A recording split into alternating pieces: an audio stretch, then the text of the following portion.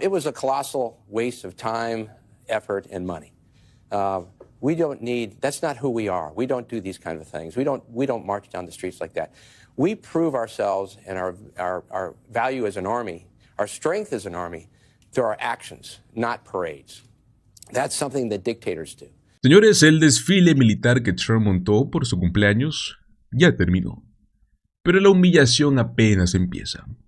Aunque los demócratas vienen semanas criticándolo, al parecer ahora hasta los propios republicanos y altos mandos militares están diciendo basta.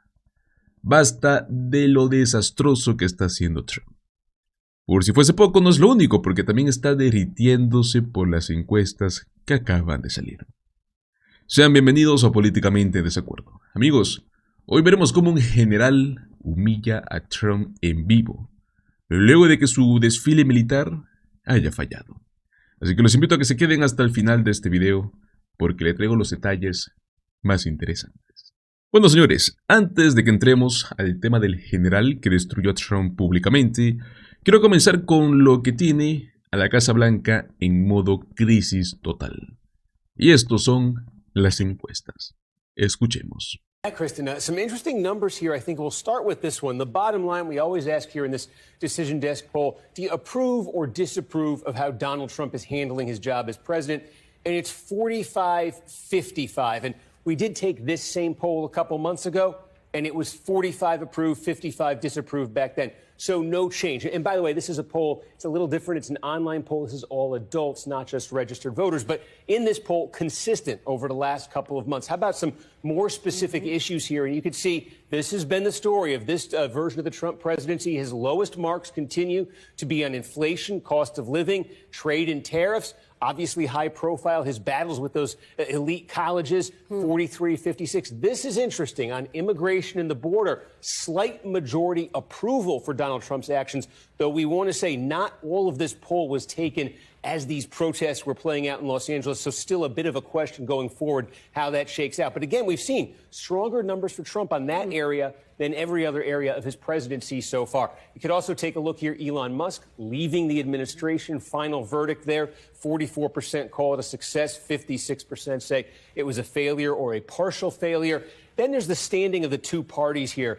They look about the same. 44 favorable for Republicans, 43 for Democrats. What's interesting here, Kristen, is in Trump's first term, when we were taking polls of the two parties, the Democrats were consistently more popular than the Republicans. And it was an advantage that Democrats had heading into those first Trump midterms. You could see their standing was better than Republicans. Here we continue to see about equal standing in this poll for the two parties. And then I wanted to show you this. This is a bit of a sort of a bank shot one, but I think it may be interesting. We asked folks, what emotion do you feel here most when you think about Trump's actions as president? And look, furious, angry, dissatisfied. These are the negative emotions. That adds up to 52% here. Satisfied, happy, thrilled, 12, 8, 10. That adds up to 30%. So there's more negative emotion than positive emotion. Now, you could say it's easier to generate negative emotions than positive emotion. Así es, señores. Donald Trump amaneció con números muy terribles. Y no solo eso, porque la mayoría de los estadounidenses prácticamente están en contra de haber usado millones de dólares de lo que es impuestos públicos para organizar este desfile militar en Washington. Un desfile que básicamente fue como su regalo de cumpleaños para él mismo, y al cual nadie quiso ir. Para el colmo, no fue solo un despilfarro de dinero. Algunos de esos millones se van a tener que usar ahora para reparar calles que quedaron destrozadas tras el desfile. Y ojo, no, aún quedaban calles cerradas por el desastre. Es el tipo de cosas que nos demuestran cómo el ego de Trump termina afectando la vida real de la gente común. No es solo un circo mediático, es un costo real, una molestia real, y todo por complacer los caprichos de un presidente que se cree emperador. Y claro, todo esto hizo que un general retirado explotara públicamente contra él. Escuchen esto. It was a colossal waste of time, effort, and money. We don't need, that's not who we are. We don't do these kind of things. We don't march down the streets like that. We prove ourselves and our value as an army, our strength as an army, through our actions, not parades. That's something that dictators do. And the money that was spent, I mean, it's colossal when you think about it. $45 million is what the White House admits to. But this town was shut down for 3 days. It's still shut down out there. You can't get across the 14th Street Bridge, for instance. And you shut down the airport for 3.5 hours. You know, the tens of millions of dollars of inconveniences that were created. The town, Uber drivers are complaining. You know, the hotels have been shut down. I mean, you can't get around. And so there's a tremendous cost associated with that. We're going to have to fix all the roads, by the way. Yeah, $16 million of the 45 is for the roads. Absolutely. So, I mean, it was an incredible thing. And think about what we could do with that money if we had it instead. I mean, the soldiers, sailors, airmen, Marines out there, they need support. Donald Trump already stole $1 billion from Milcon, from military construction for the southern border.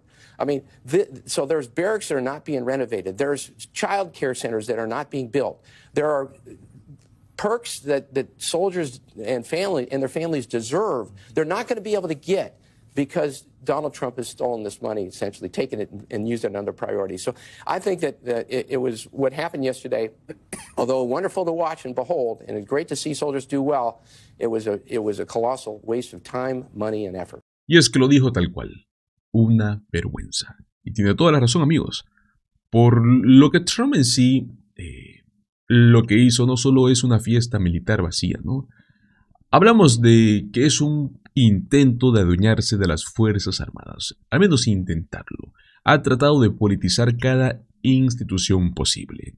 ¿Ustedes se acuerdan de su campaña el año pasado, 2024? Donde nos demostró que no tenía propuestas reales, porque solo se dedicaba a decir que Biden había manipulado todo, que el FBI, que el Departamento de Justicia, que los jueces y hasta el IRS. Pero lo irónico es que es él que realmente está politizando todo. Para Trump, el gobierno no es una estructura que sirve para el país, es un teatro que sirve para su ego.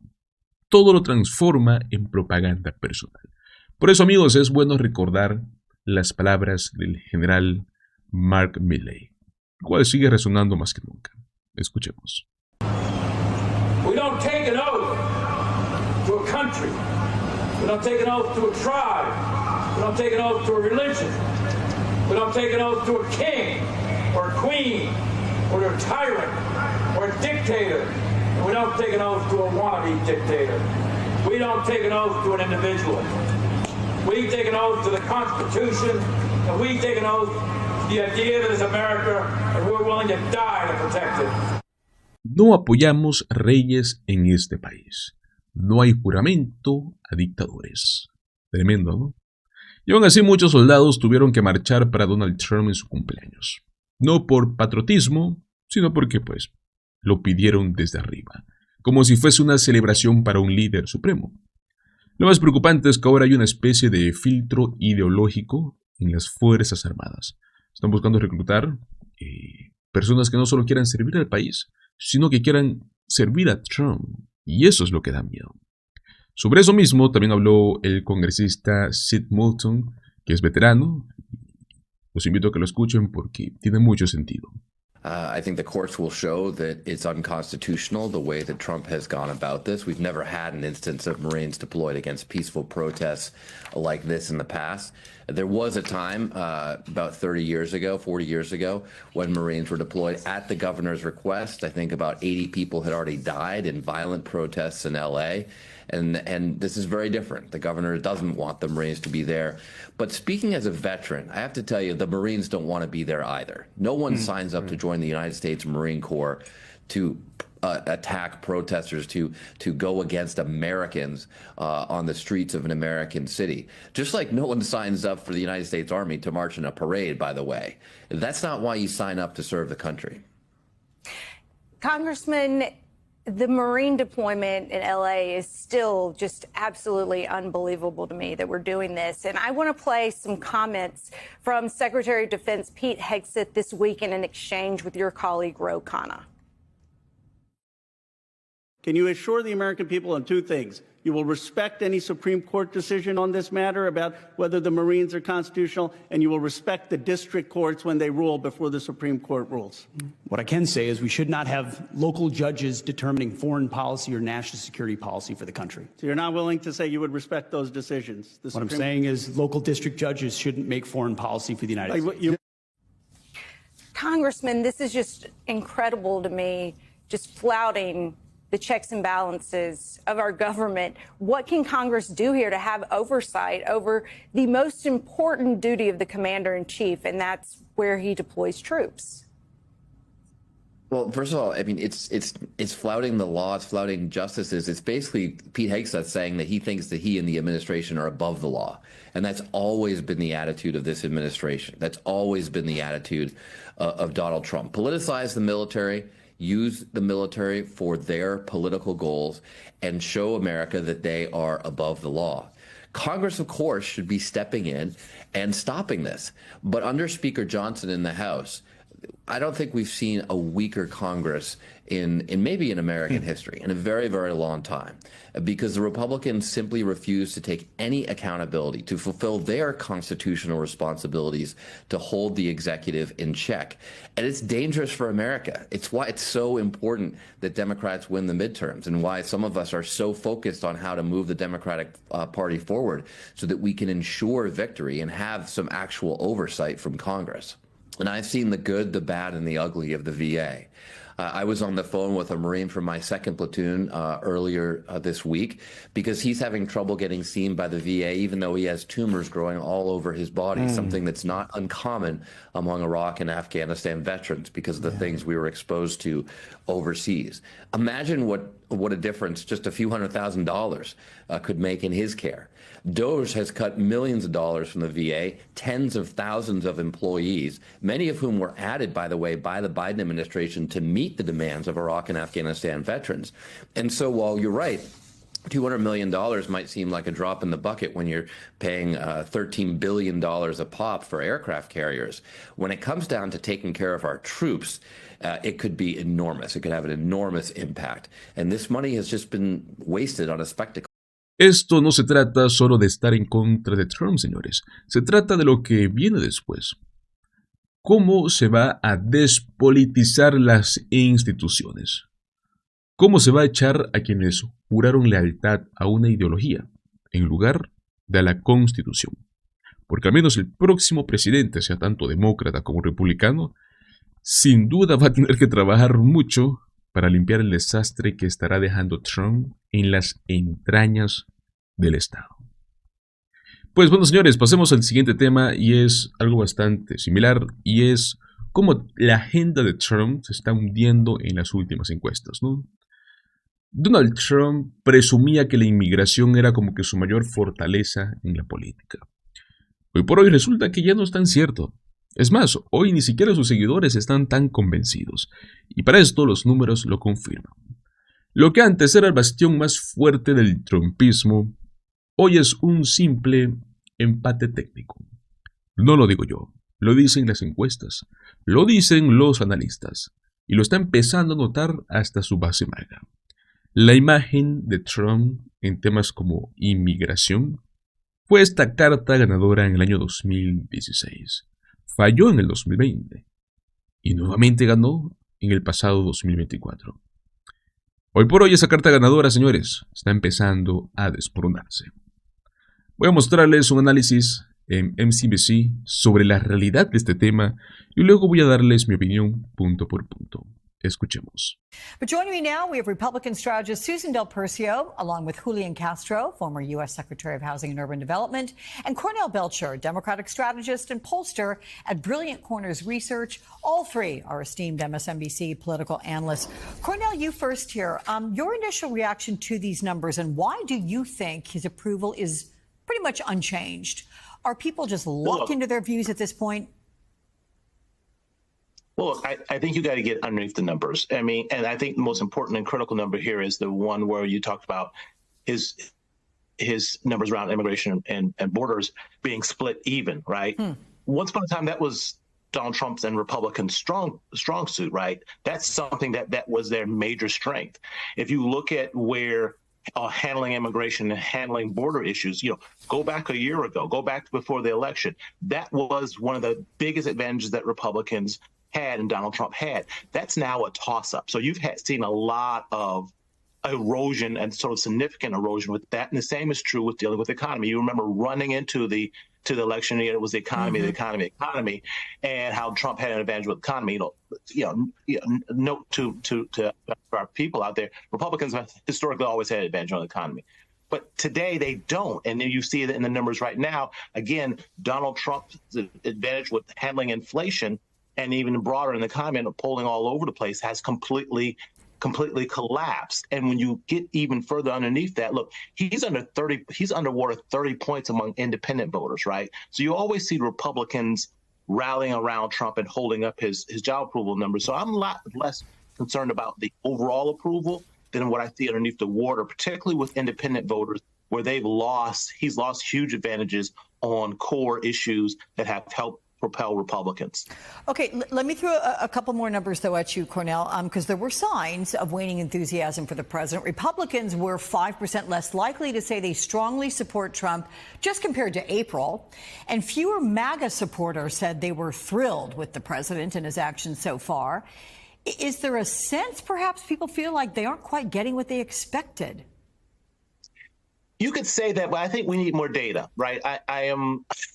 Because in the end, are they going to snap back? I think they are more likely to snap back than not. Although going into a midterm, like let's take a look at this number. 3 or 4 months from now, when we sort of begin to sort of shape up in the midterm. Because as you know, mobilization is a key thing for midterm elections. But right now, I'm a lot more interested in what way independents are moving away. Because I think the Republicans. I think my colleague on the right is going to be with me on that. I think the Republicans will move slowly back into place. Okay. Susan, let's look at immigration. Only 9% of adults said that is the issue which matters most to them. But then it was 20% among MAGA supporters. So, look, it might not be what most people care about. But if his base wants it, is that all that matters for Trump? Absolutely. Donald Trump doesn't care about what happens in the midterms. He doesn't care about anyone but himself. And these days, he doesn't even care about his poll numbers. He has gotten to where he is. He's gotten through felony convictions, an election, with basically his core supporters staying by him. And then other people, he was able to put together a certain coalition for the general election. What I'm actually really looking towards for the midterms is there's only one number that ticked up as far as what's most important issue, and that is health care. And that has to go directly to the big, beautiful bill. And that if people are paying attention, that's probably the best opening, combined with Trump's weakening numbers with independents, for Democrats to move into place on that. Yeah, I think you're absolutely spot on that one. Julian, 57% of adults said their opinion of the Democratic Party is somewhat or strongly unfavorable. We got Republicans coming in at 56% there as well. So we talk about the backlash that Republican lawmakers could face in the midterms, but will that actually happen if Democrats aren't seen as any better? Yeah, you put your finger on, there's a lot of promising news for Democrats if we're thinking about how they're headed into the midterms.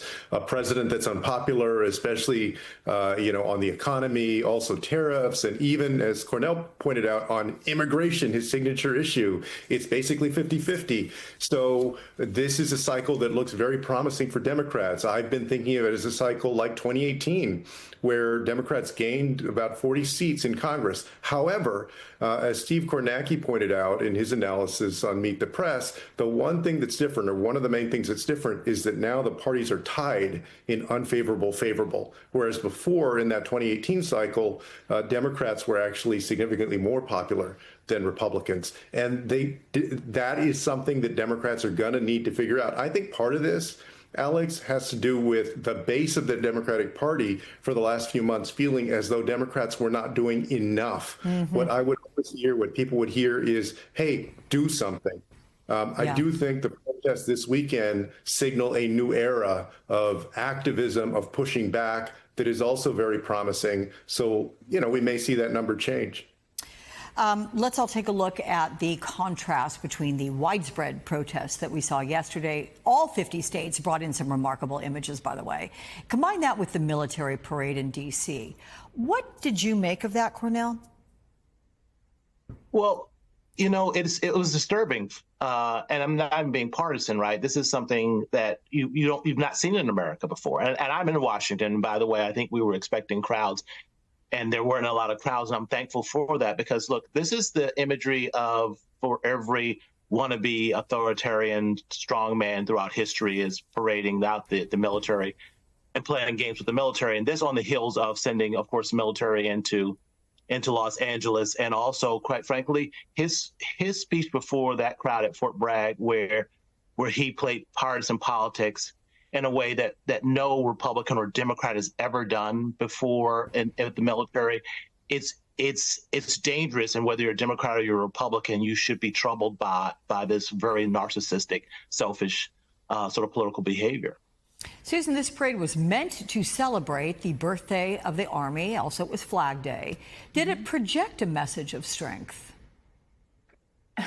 This is tough for me, Alex, because I think while the parade itself was really self-serving to President Trump, watching our military force, watching a celebration of the Army should be meaningful to the entire country, which is why I was happy that the No Kings, which I question the messaging on that, their protest did not at all hint to being anti-military. And that was really, really important, I think, for Americans to see. But we look at this through a very narrow lens. I think Americans saw that parade and they saw a patriotic, had a patriotic response. And there's nothing wrong with that. They're supposed to.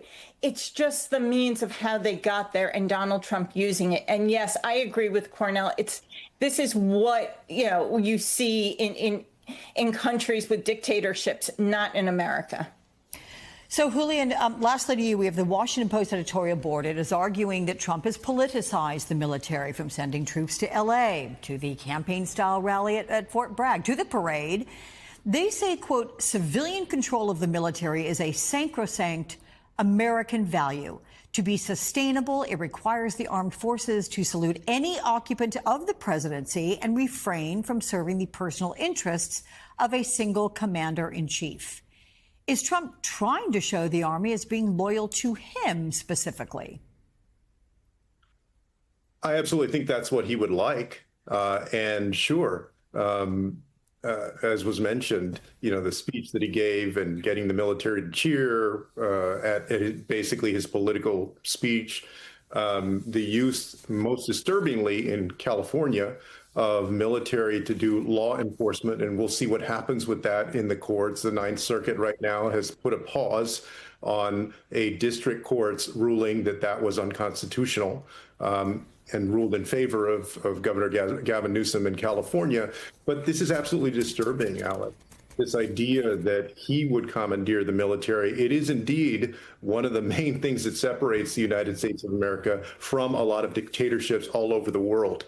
And so for people, I think, across the political spectrum that are watching, that fear that kind of taking over of the military, you absolutely should be concerned about these moves by Donald Trump, because you can see it playing itself out right in front of your eyes. Bueno, señores, como acabamos de ver y escuchar, algo que muchos en la derecha no quieren admitir. Donald Trump está perdiendo su poder de fuego en el tema de inmigración. Antes, cada vez que alguien hablaba sobre seguridad fronteriza, creo que automáticamente pensaban en Trump. Pero ahora ni siquiera logra convencer a los independientes. Es más, su base comienza a mostrar señales como que de fatiga. Y eso, señores, es grave. Porque si Trump ya no tiene el monopolio de ese discurso, ¿qué es lo que le queda? El desfile militar del otro día, que parecía más una fantasía de dictador que un acto presidencial. Cornell Belcher, que es el encuestador y el que aparece en el clip, menciona algo que es clave, ¿no? Los votantes independientes están dándole la espalda a Trump en temas donde antes él tenía ventaja. No solo es en inmigración, también es en economía, hasta en inflación. Y eso, señores, es tremendo, porque tradicionalmente los republicanos siempre han tenido como que el beneficio de la duda en el tema económico, pero al parecer ahora ni eso le está funcionando. ¿Saben por qué está sucediendo esto, amigos? Porque Trump sigue jugando el mismo cassette. Miedo, división, propaganda militarista. Pero esto ya no cala igual. La gente está más preocupada por el sistema de salud, el costo de vida, el futuro de las familias, más que por ver tanques desfilando en Washington. Ahora bien, seguramente alguien diga, pero su base sigue firme, que los MAGA los siguen apoyando. Ok, sí señores, pero ¿no se dan cuenta? Ya no es el mismo entusiasmo. El mismo video lo muestra, ¿no? Una caída del 5% en el apoyo fuerte de republicanos respecto a abril. ¿Qué es lo que significa eso? Que incluso entre los suyos empieza a notarse la decepción. No solo es por sus políticas, sino que es por su actitud. Trump no busca ser presidente de todos, busca tener un ejército personal, una institución armada, una que lo aplauda, lo obedezca, como si él fuese un caudillo. Y eso es peligroso. Estados Unidos tiene una tradición histórica, señores. Buscan mantener a los militares fuera de la política partidista, y Trump está intentando cambiar esta dinámica. Lo vimos cuando usó el ejército para reprimir protestas en California, en Los Ángeles. Lo vimos cuando hizo este discurso político ante soldados en Fort Bragg. Lo vimos cuando acaba de montarte un desfile más digno de Corea del Norte que de una democracia. Y si alguien piensa que esto es mostrar fuerza, déjenme decirles algo. Eso no es fuerza. Eso es inseguridad disfrazada de poder. Es la clásica estrategia del autoritarismo que necesitan que lo adulen con uniformes, con banderas, porque sabe que ya no tiene las ideas ni el respaldo ciudadano. Pero bueno, señores, ¿qué opinan ustedes? ¿Creen que Trump todavía tiene esta fuerza política real en temas como la inmigración? ¿Será que ya pasó su momento? ¿Qué piensan ustedes de ese desfile militar? Les invito a que me dejen sus opiniones en la caja de comentarios. Muchísimas gracias por acompañarme hasta el final de este video. Recuerda, como siempre, dale like, compártelo con tus amigos y suscríbete a nuestro canal Políticamente en Desacuerdo. Nos vemos en el próximo video. Hasta luego.